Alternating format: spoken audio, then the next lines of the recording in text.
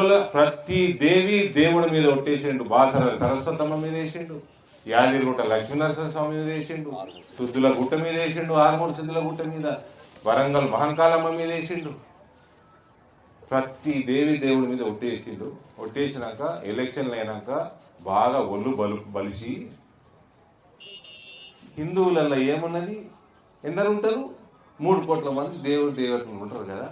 తాగేటోనికి ఒక దేవుడు, తాగడానికి ఒక దేవుడు, నాన్ వెజ్ తినేటానికి ఒక దేవుడు, కళ్ళు తాగేటానికి ఒక దేవుడు అని దేవుళ్ళ పేరు కూడా మైసమ్మ అనుకుంటే జోకులు చేస్తా ఉన్నాం. పొట్టోడా 4 అడుగులు ఉంటావు. నీకు దమ్ముంటే మొగ పుట్టుక ఉంటుంటే అల్లా మీద ఒక జోకి, అల్లా మీద ఒక జోకి కోసి కొరకొర కోసి పడేస్తారు. 2 అడుగులు అవుతావు దెబ్బకి, 2 అడుగులు అవుతావు. ఇట్లా మళ్ళా కుల రాజకీయాలు.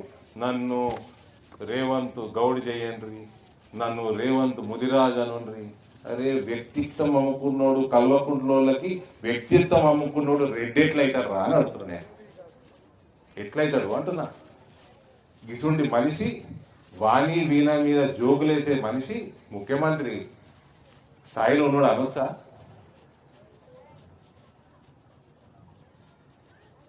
ఇటువంటి వాడు ముఖ్యమంత్రి అయ్యిండు. కల్వకుంట్ల కుటుంబాన్ని కాపాడేటోడు ఇలా ముఖ్యమంత్రి అయ్యిండు.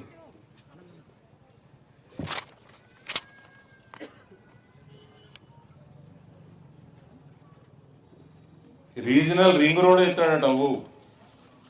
రీజనల్ రింగ్ రోడ్ ఎత్తాడట ఇందూరు పట్టణానికి. ఉన్న బైపాస్ రోడ్ చక్కగా దిక్కులేదు, ఉన్న రోడ్లు చక్కగా దిక్కులేవు, మోర్లు చక్కగా దిక్కులేవు, స్ట్రీట్ లైట్లు లేవు. నేను అంటేనే ఉన్నా, ఆమె అంటేనే ఉన్నది. వాన పడితే మోర్లు పొంగి పొర్లుతాయి, రోడ్లన్నీ నిండిపోతాయి, దోమల బెడద, వైరల్ జ్వరాలు, హాస్పిటల్ మనతో నిండిపోతాయి. ఇదట రీజనల్ రింగ్ రోడ్ కడతారట.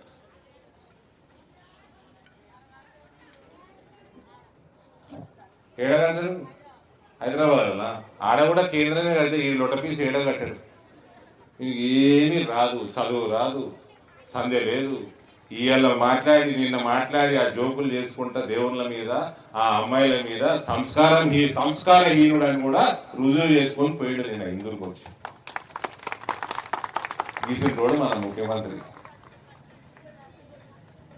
ఇక ఇటువంటి వాళ్ళకి మన నిజామాబాద్కి వస్తే మేయర్ అభ్యర్థి ఎవరు? 8.5 కోట్లు ఆస్తి పన్ను బకాయిలు పెట్టినోడు 17 సంవత్సరాల నుంచి మేయర్ అభ్యర్థి. అసలు రోడ్ వచ్చి మీకు సేవలు చేస్తాడా? నా ఎలక్షన్ 19వ వార్డు నుంచి ఎలక్షన్ కొట్లాడాలని దెబ్బకి 17 సంవత్సరాలు కట్టనోడు దెబ్బకి 8.5 కోట్లు కట్టిండు. ఎలక్షన్ కొట్లాడి మేయర్ అవుతారట. మేయర్ అయితే ఇక దోసుకున్నాడే కదా. ఇక మొత్తం బహిరంగ దోపిడీ అవుతుంది ఇందూరు పట్టణం, బహిరంగ దోపిడీ. ఇక ఇట్లాంటి వాళ్ళకి మనం ఓట్లు వేసుకొని మనం చేతులు కాల్చుకొని మన భవిష్యత్తును ఖరాబ్ చేసుకొని మళ్ళా తలకాయలు పలుకొట్టుకునేది. నేను 7 సంవత్సరాల నుంచి మీకు ఎంపీ. మోడీ గురించి నేను చెప్పనవసరం లేదు కదా. మన ప్రధానమంత్రి మోడీ గురించి అయితే మీకు అన్ని తెలుసు కదా. ఎంత నికాస్ అయిన ప్రధానమంత్రి మీ అందరూ తెలుసు. 25 సంవత్సరాల జీవితంలో 25 రూపాయల అవినీతి ఆరోపణ కూడా లేదు. నన్ను 7 సంవత్సరాల నుంచి మీరు దాదాపు ఎంపీగా చూస్తున్నారు. 1 రూపాయి 7 రూపాయల అవినీతి ఆరోపణ చూపెట్టుకున్నాను. మాకు 2 ఎమ్మెల్యేలు ఉన్నారు జిల్లాలో. ఒక ఆయన అర్బన్ ఎమ్మెల్యే సూర్యనారాయణ గుప్తా గారు, ఆర్మూర్ ఆయన ఇటుంటారట, అర్బన్ ఆయన ఇటుంటారట. అటు రాకేష్ రెడ్డి 2 సంవత్సరాల నుంచి ఆయన అయిండు. 2 రూపాయల అవినీతి ఆరోపణ చూపెట్టున్నావా? 2 రూపాయలు చూపెట్టు అవినీతి ఆరోపణ. మంచి అవినీతి లేకుండా వచ్చిన పైసలు ప్రజల సొమ్ము ప్రజల మీద ఖర్చు పెట్టి డెవలప్మెంట్ చేసుకుంటే రోడ్లు మంచిగా అవుతాయి, మోర్లు మంచిగా అవుతాయి. అండర్ గ్రౌండ్ డ్రైనేజ్ నిజామాబాద్ పట్టణంలో 20 సంవత్సరాల నుంచి కడతనే ఉన్నారు.